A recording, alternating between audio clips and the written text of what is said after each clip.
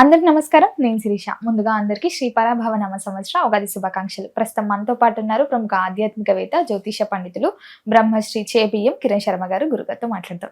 నమస్కారం గురుగారు. నమస్తే అమ్మా, ఆనంద సిద్ధిరస్తు. గురుగారు, ద్వాదశి రాశులైన కన్యా రాశి వారికి ఈ సంవత్సరం ఉగాది నుంచి ఎలా ఉండబోతుంది అంటారు? ఎలాంటి జాగ్రత్తలు తీసుకోవచ్చు అంటారు? ఆర్థిక పరంగా, ఆరోగ్య పరంగా నవగ్రహాల ప్రభావం కూడా ఎలా ఉంటుందంటారు? ఒకసారి అమ్మాయి మాట విన్నారు, ఎలా ఉందో మీరు?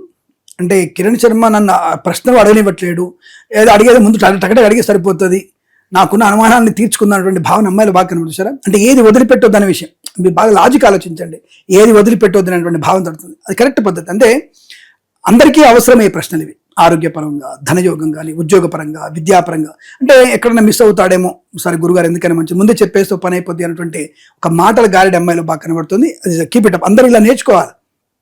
అందుకే అమ్మాయిని గలగల మాట్లాడుతుంటే ఇక్కడే ఇలాంటి విషయాల వల్లనే ఈ గలగల మాట్లాడు తప్ప అనవసరంగా అడ్డమైన పాటలు పాడుతూ అంటావా మామ, అంటావా అంటే అటువంటి వాడితే గలగల అన్నారు.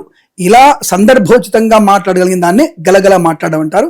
దాన్ని లక్ష్మీ మాటలు అంటారు. అంటే మాట వరుస కూడా లక్ష్మీ తత్వం అంటారు. అంటే అవతల వాళ్ళకి నచ్చాలి ఆ మాటలు. అలా ఆడపిల్ల మాట్లాడితే శ్రేయస్కరం. మగవాడు పనితనంతో చూపించాలి. ఆ రెండు భేదాలు ఉంటాయి చూడండి.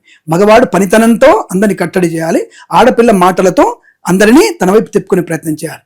ఇది ఆ అమ్మాయి లక్షణం. అది చెప్తున్నాను. ఏదైనా ఇంకోటి మీరు కామెంట్ చేయకండి, ఏది శిరీషని పొగుడుతున్నావు, కాయంకని పొగుడుతున్నావు అని చెప్పి పెట్టుకోకుండా యాజ్ యూజువల్గా చెప్తున్నాను నేను. మీరు మాట్లాడిన సంతోషం, అలాగే మాట్లాడి కోరుకుంటున్నాను నేను. సరే, ప్రస్తుతానికి కన్యా రాశి వారికి 8 ఆదాయం, 11 ఖర్చుగా చెప్పబడింది. అలాగే 3 రాజపూజ్యం, 3 అవమానంగా చెప్పబడుతోంది. సో ఇక్కడ ఆదాయం తక్కువగా ఉన్న వీరికి గృహయోగం, విదేశాన్ని 2 ఉన్నాయి. వీరికి వివాహం కూడా ఏర్పడే అవకాశం. కన్యా రాశి వారికి వివాహ యోగం కూడా బ్రహ్మాండంగా ఉంది. ఎందుకు?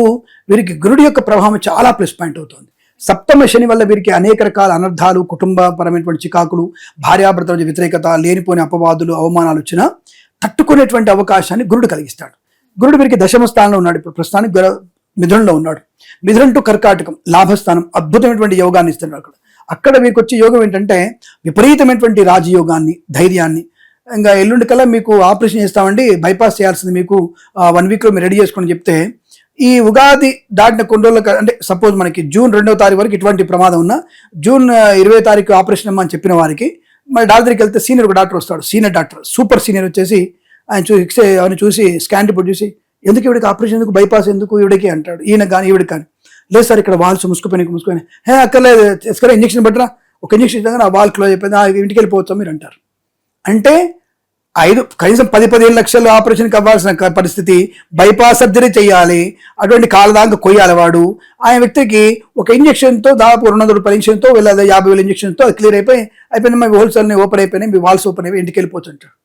అంటే సూపర్ డాక్టరు వైద్యో నారాయణ హరి దేవుళ్ళలాగా అక్కడ కానీ వచ్చి ఆ సందర్భంలో మనకి ఇచ్చిన దానికి ఎందుకయ్యా కరిగిపోదు ఆటోమేటిక్గా అని చెప్తే, వాళ్ళు వేరే పాయింట్ ఆఫ్ వ్యూ, ఆ డాక్టర్లు వైద్యులు దేవుళ్ళు కాదు, వాళ్ళు దేవుళ్ళే, కానీ వాళ్ళ పాయింట్ ఆఫ్ వ్యూ వేరే. అయ్యో తొందరగా ఇబ్బంది అయిపోద్దేమో, తొందరగా ప్రమాదం అయిద్దేమో, ఈ వాళ్ళతో ఇంకోటి నొక్కుపోతుంది, 2 చేసేసి అయిపోద్ది అన్నటువంటి ఫీలింగ్ వాళ్ళది. ఈయన అంటాడు, ఎందుకు అది అనుకోపోయింది కదా, జస్ట్ ఇంజక్షన్ ఇస్తే ఆయిల్ ఇచ్చేస్తే అది పక్కకి వెళ్ళిపోతుంది, అటు బయటకు వచ్చేస్తుంది, వాళ్ళు ఓపెన్ అయిపోతుంది అని సీనియర్ డాక్టర్ యొక్క ఆలోచన. అది ఆ చిన్న మ్యాజిక్తో మీకు ఆపరేషన్ లేకుండా ఆరోగ్యం నుంచి బయటపడతారు. భగవంతుడి యొక్క ఆశీస్సులు ఈ రాశి వారికి అద్భుతంగా ఉంటాయి. కుటుంబ పరంగా, విద్యాపరంగా, సంతానం లేని వారికి సంతాన యోగం. పెళ్ళై 15 ఏళ్ళు అయింది, సంతానం లేదు, 15 సంవత్సరాలు పెళ్ళై, ఇప్పుడు ఈ సంవత్సరంలో మీకు సంతాన యోగం ఉంటుంది, ధనయోగం ఉంటుంది, వ్యవహార లాభం ఉంటుంది, గృహయోగం, విదేశీయానం, బంధుమిత్రుల ఆరోగ్య లాభం ఉంటుంది. అలాగే share market, speculation, communities, crypto currency, bitcoins, లాటరీల వల్ల ధనప్రాప్తి, ఈవెంట్ చేసే వారికి ఈవెంట్స్, కన్సల్టెన్సీ ఆధారపడవచ్చు, మ్యారేజ్ గురించి శుభవార్త వినవచ్చు.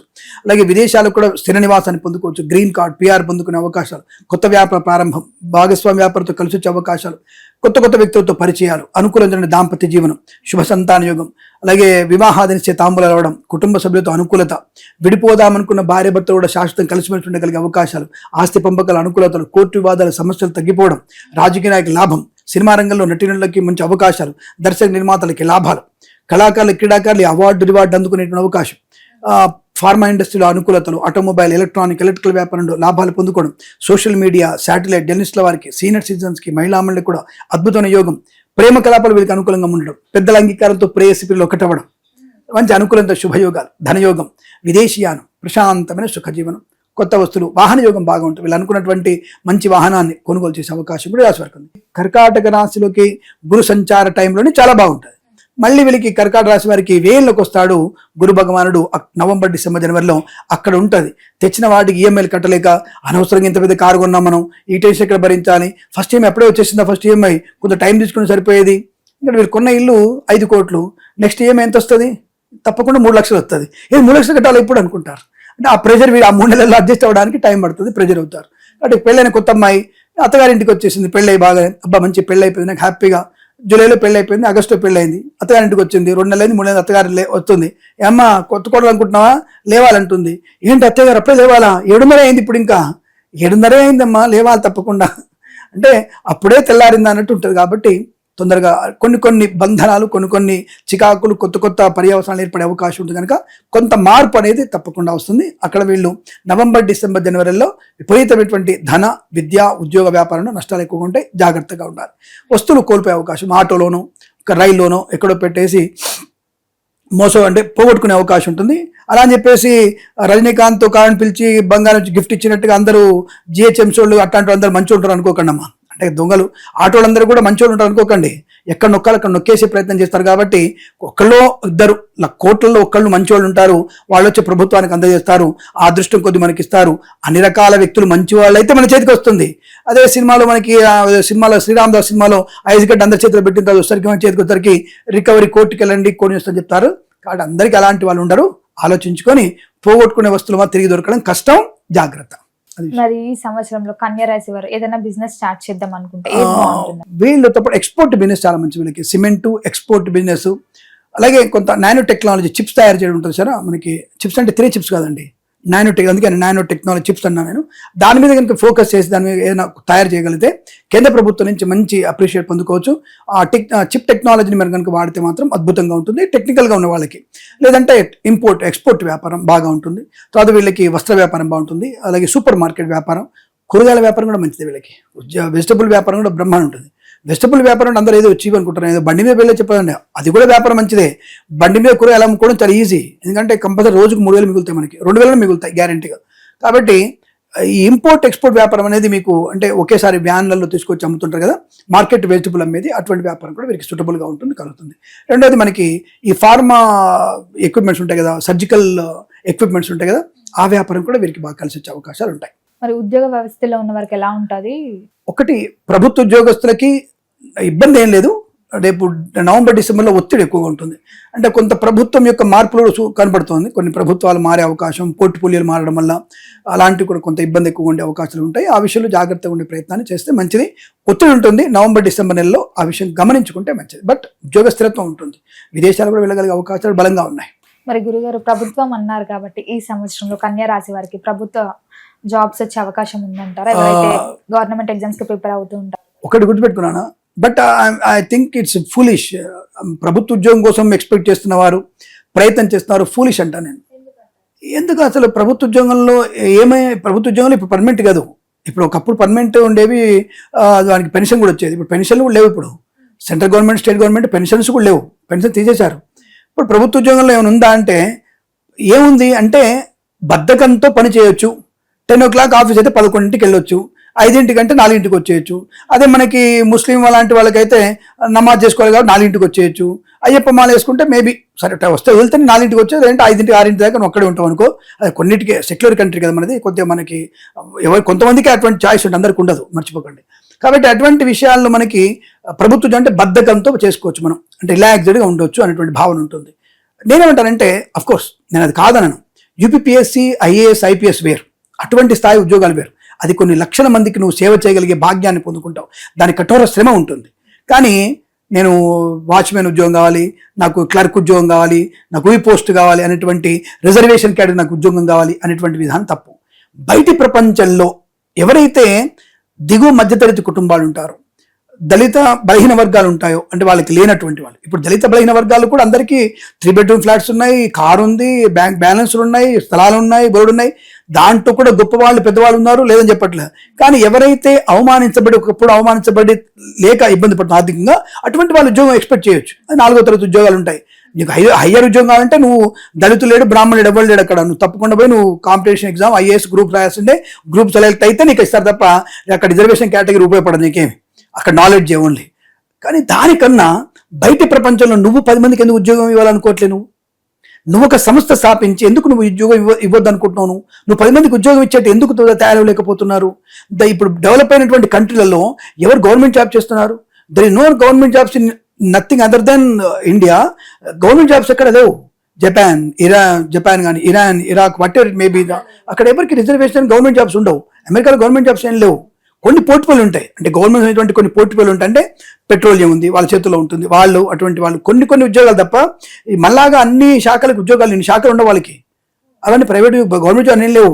కొన్ని లిమిటెడ్గా కొన్ని గవర్నమెంట్ జాబ్స్ ఉంటాయి. అది కూడా గవర్నమెంట్ కంట్రోల్లో ఉంటారు వాళ్ళు పూర్తిగా గవర్నమెంట్ కంట్రోల్. వీళ్ళ కంట్రోల్లో గవర్నమెంట్ ఉండదు.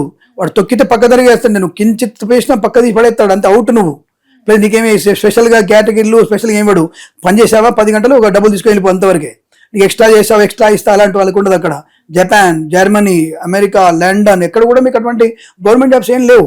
సో అది 30% కేటగిరీలో ఉన్నాయి. కొన్ని రక్షణ సంస్థ ఉంది, అది గవర్నమెంట్ జాబ్. అటువంటి వాటితో తప్ప మిగతా లేవు. అదే ఎందుకు మీరు ఎక్స్పెక్ట్ చేస్తున్నారు గవర్నమెంట్ జాబ్స్ని? ఇప్పుడు మీరున్నారు, ఎందుకు మీరు గవర్నమెంట్ జాబ్ ఎక్స్పెక్ట్ చేయలేదు? ఎందుకు గవర్నమెంట్ జాబ్ చేయట్లేదు మీరు? అంటే స్వతంత్రతగా మీరు బతకగలిగే కెపాసిటీ మీకు ఉంది. అటువంటి కెపాసిటీ అందరికి కావాలంటాను. ఎవరికైతే అవకాశాలు లేవో, ఆర్థికంగా కానీ సామాజిక పరంగా కానీ వెనుకబడినారో వాళ్ళకి ఇద్దాం, వాళ్ళకి వదిలేద్దాం. మన శక్తి ఉండి, నాలెడ్జ్ ఉండి మనం ఎందుకు దాన్ని ఉపయోగించుకోవాలి? So why you are expecting reservation from theirs? But I don't like that type. అంటే I'm not against of the government jobs, but at the same time I'm not support to the government job holders. ఎందుకంటే అసమర్థతకి మారు పేరుగా నిలబడ్డేవి. ఇప్పుడు ఎందుకు నేను open చెప్తాను. నేను ఇప్పుడు రేపు పొద్దున మన ఇద్దరం ఒక మున్సిపాలిటీకి వెళ్దాం. నా ఇంటి ముందు డ్రైనేజ్ ప్రాబ్లం ఉంది. ఇప్పుడు నా ఇంటి ముందు మీరు వచ్చరికి మట్టి కుప్పలు పోసి ఉన్నాయి. సపోజ్ మా ఇంటి మీద మీరు వచ్చరికి మా ఇంటి కుప్పలున్నాయిగా, డ్రైనేజ్ తవ్వుతున్నారు, అక్కడ మట్టి కుప్పలు వేశారు. సపోజ్ ఈ రోజు మా అమ్మగారికి హార్ట్ అటాక్ వస్తుంది, సపోజ్ అనుకుందాం. ఇప్పుడు అంబులెన్స్ ఎలా వస్తుంది అక్కడికి? ఇప్పుడు నేను కారు తీయాలి బయటికి, నా ఇంట్లో కారు ఉంది, ఎక్కడ తీయాలి ఇప్పుడు నేను? అంటే ఇప్పుడు నా తల్లి ఇక్కడి నుంచి నేను తీసుకొని పోయేసరికల్లా నా తల్లి బతుకుంటుందా చనిపోతుందా మీరు గ్యారెంటీ ఇవ్వగలుగుతారా? దీనికి ఎవరిని బాధ్యులు చేయాలి ఇప్పుడు నేను? ఈ మట్టుకుపలు పోసి 1 వీక్ అయింది, ఎవరిని బాధ్యులు చేయను? That is government job, that is government situation. ఇక ప్రత్యక్షంగా చెప్తున్నా నేను, మీరు కావాలంటే పోతూ ఇది వీడియో తీసుకొని వెళ్ళిపోవచ్చు. మీరు ఇక్కడ నిజే చెప్పేది సీసీ కెమెరాలు ఉంటుంది, మీరు వీడియో తీసుకొని వెళ్ళొచ్చు, ఇక్కడ జరుగుతుంది అని చెప్పి మీరు చూపించచ్చు. లాస్ట్ 10-15 డేస్ అలా జరుగుతుంది. అది ఒకవేళ ఈ సందులో అలాంటి వాళ్ళకి ప్రమాదం జరిగితే 15 కుటుంబాలలో ఎవరు బాధ్యత తీసుకుంటారు? ఎమ్మెల్యే, కార్పొరేటర్, ఎంపీ, రాజ్యసభ సభ్యుడు, లేదా ప్రధానమంత్రి, ముఖ్యమంత్రి, ఎవరు తీసుకుంటారు బాధ్యత? మీకోసం చేస్తున్నాం కదండి. ఇన్ టైంలో చేసుకోండి. You just finish, part to part finish చేయాలి. అది ప్రైవేట్ వాడికి అప్పచెప్పు, విత్ ఇన్ 15 డేస్ కంప్లీట్ చేస్తారు దాన్ని. With in 15 days, even though if you not eligible, నాకు ఇవ్వండి ఒక జ్యోతి, నేను తీసుకొని నేను పూర్తి చేస్తాను మీకు. విత్ ఇన్ 15 డేస్ కంప్లీట్ చేస్తాను మీకు నేను. With in 15 days I challenge that. That is the government, that is the private. ఇది నేను చెప్పేది, వ్యత్యాసం ముందు చూపిస్తున్నాను నేను. అందుకనే మీరు చేయగలిగే సమర్థత స్థాయిలో ఉన్నప్పుడు డోంట్ ఎక్స్పెక్ట్ గవర్నమెంట్ జాబ్స్. చేయలేని అసమర్థులుగా ఉన్నప్పుడు, మేబీ ఆర్థికంగా కానీ సామాజిక పరంగా లేనప్పుడు యూ కెన్, నో ప్రాబ్లం. దాన్ని తప్పు పట్టద్దు. మనం వారి ఎదుగుదలకి మనం సపోర్ట్ ఇవ్వాలి. That is the reason. మరి ఏ దైవారాధన బాగుంటుంది? తప్పకుండా ఈ రాశి వారికి గణపతి ఆరాధన చాలా మంచిది. దూర్వాయుగ్మ పూజ అంటే గరికలతో స్వామివారిని పూజిస్తే తప్పకుండా అనుకుంటుంది. వెంకటేశ్వర స్వామిని పూజించుకోవడం మంచిదే. తప్పనిసరిగా మీరు శివాలయ సందర్శన కూడా వీరికి శుభయోగాన్ని కలిగిస్తుందని చెప్పవచ్చు. భగవద్గీత మీ యొక్క జీవన గీతకి ఆధారంగా ఉంటుంది. భగవద్గీత చదవండి. గురుగారు, మొత్తం 9 సంవత్సరంలో కన్యా రాశి వారికి ఎలా ఉంది, ఎలాంటి జాగ్రత్తలు తీసుకోవాలో తెలియజేసినందుకు ధన్యవాదాలండి.